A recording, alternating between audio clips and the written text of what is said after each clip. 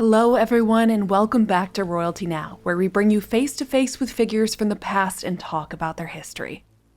Today's subject is Hatshepsut, a powerful female pharaoh of ancient Egypt who used effective propaganda to ensure a long and prosperous rule. We'll talk about her history and then show you what she may have looked like at the end. So let's go ahead and get started. Hatshepsut was born in 1507 BCE, 3,530 years ago, to her mother, the great royal wife Ahmose, and her father, the pharaoh Thutmose I. Very little to nothing is known of Hatshepsut's childhood, but her father would go on to expand the new kingdom of Egypt deep into Nubia, beginning a golden age, with the pharaohs at the peak of their power. Shortly after Hatshepsut turned 14 years old, her father, Thutmose I, died, and she was wed to her father's heir, Thutmose II, who was her half-brother, a common tradition in Egypt in order to keep the royal line pure. The two would have one child together, a daughter named Neferure. Neferure would grow up privileged and later serve in high office, but Thutmose II was disappointed. He needed a male heir. Unfortunately, over the next decade, the two would fail to have any other children, probably due to their close blood relation. It wasn't until Thutmose's secondary wife gave birth to a son in 1481 BCE that he finally had an heir, a boy who would become Thutmose III. This practice of having a secondary wife's child become the heir to the throne was actually very common in Egypt. Thutmose II's own mother had been a secondary wife. But for Hatshepsut, it may not have been an easy pill to swallow. Later in her life, she would make it very clear that she believed herself to be her father's true heir. Now, whether it was a fact that Hatshepsut was the true heir, or just something she said later to solidify her claim, is something that we'll never truly know. But it has caused some archaeologists to believe that Hatshepsut may have been the power behind the throne even during her husband Thutmose II's reign. In the Oxford History of Ancient Egypt, it's written how strange it is for Thutmose II's only major monument in Karnak to show relief scenes of his wife Hatshepsut alone. Her inclusion, and especially her inclusion standing alone, makes it undeniable to Egyptologists that she was already a major influence on the crown. Although we may never know for sure what the true power dynamics between Thutmose and Hatshepsut were, it wouldn't matter for long. Only 13 years into his reign, Thutmose II would die at the age of just 30, leaving his infant son to become pharaoh. But until he came of age, the kingdom would need to be led by someone else. This is where Hatshepsut's story truly begins. She would be chosen to become regent, but from the very start, she began to establish her own power. Inscriptions written by a government official begin to refer to Hatshepsut as Matkare, a throne name, indicating Hatshepsut's plan to become pharaoh. But it would take more than a name to gain true power. In order for her plans to begin to take motion, she would have to transform herself into the ruler she knew she was. She began to experiment with formal portraits of herself, which before her regency had only depicted her as any queen, with feminine garments and a female body. Now, she would show herself as a ruler, combining her portrait with a male crown, a false beard, or the traditional king's kilt and headcloth. But according to Egyptologist Joyce Tildesley, she wasn't trying to suddenly fool the masses into believing she was male. Tildesley says, to dismiss this as a serious attempt to pass herself off as a man is to misunderstand Egyptian artistic convention, which showed things not as they were but as they should be. In causing herself to be depicted as a traditional king, Hatshepsut ensured that this is what she would become. These portraits still show her feminine features, her softness of face, and her high cheekbones. This almost propaganda-esque campaign to make herself seem powerful and regal to the patriarchal ancient Egyptians seemed to work exactly as Hatshepsut had planned. By the 7th year of her regency, inscriptions no longer describe Hatshepsut as the queen regent of Egypt. she was now fully given the title of pharaoh and ruler. But unlike many other kings that came to power, Hatshepsut did not usurp her stepson and abandon him, choosing instead to co-rule, allowing him to grow up without the weight of the world on his shoulders. In reality, she was the dominant ruler of Egypt during this time. She handpicked only loyal officials for the most key positions in government, making sure that no one would get in the way of her ruling Egypt as she intended.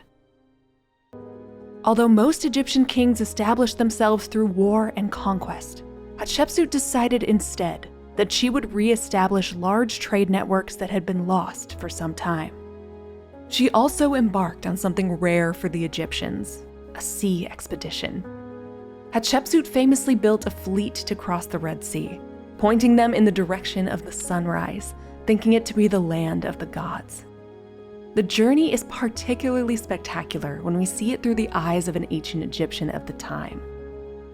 Egyptologist Joyce Tildesley states that the Egyptians were not particularly well versed in the hazards of sea travel, and the long voyage must have seemed something akin to a journey to the moon for present-day explorers. When they finally returned, they brought back riches for their queen and established yet another trading route. With the country at peace and becoming wealthier than ever, Hatshepsut began to use that wealth to build enormous monuments to the gods, thanking them for their favor.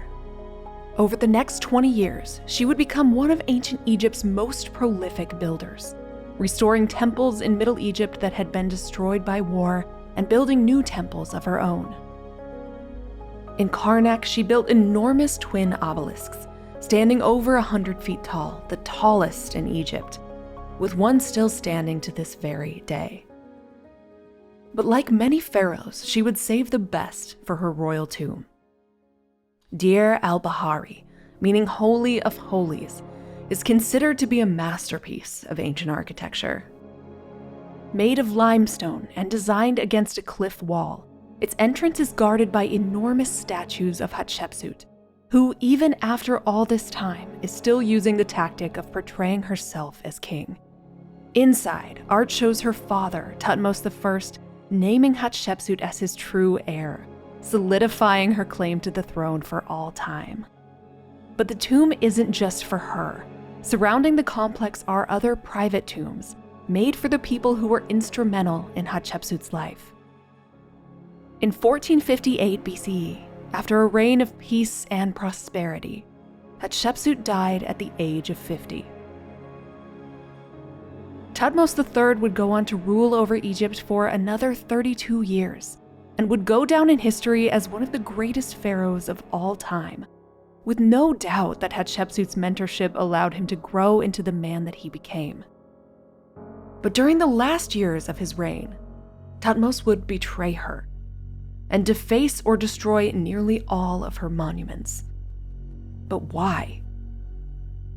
For thousands of years, Hatshepsut and her legacy were lost to history. It wasn't until the 1820s, more than 3,000 years after her death, that she was rediscovered. A man named Jean-François Champollion, who is known as one of the fathers of Egyptology, was able to finally decipher Egyptian hieroglyphs using the Rosetta Stone. This rough translation allowed ancient Egyptian writing to be understood for the first time in over 1,000 years. When he visited Hatshepsut's tomb, he became incredibly confused. I felt somewhat surprised at seeing here, as elsewhere throughout the temple, the renowned Thutmose III, adorned with all the insignia of royalty, giving place to this Hatshepsut, for whose name we may search the royal lists in vain. Still more astonished was I to find upon reading the inscriptions that wherever they referred to this bearded king, in the usual dress of the pharaohs, nouns and verbs were in the feminine, as though a queen were in question. Hatshepsut's image that she had so carefully crafted, depicting herself as a king, was the same thing that kept her in the dark after Thutmose's betrayal. So, of course, the question is, why would Thutmose do this? Many historians simply assumed that Hatshepsut must have usurped the crown from her stepson and deprived him of ruling during her 22-year reign. For decades, Hatshepsut was portrayed as this evil, conniving stepmother who stopped her noble stepson from taking the throne. But the more they found, the less this narrative stood up. Thutmose III was given control of Hatshepsut's armies, which would be a strange thing for her to do for a resentful heir. It indicates goodwill between them. Additionally, Thutmose kept all of her religious and administrative leaders intact after her death, and it was only in the last few years, after the death of those officials and a glorious reign himself, that Thutmose had begun to deface her monuments. It's now believed that Thutmose III's heir, Amenhotep II, who became regent while his father was an old man, was the one that defaced Hatshepsut's monuments, hoping to secure his own line of succession and erase her from history forever. He was almost successful. Her rediscovery in the 1800s has allowed historians to see how remarkable her reign truly was.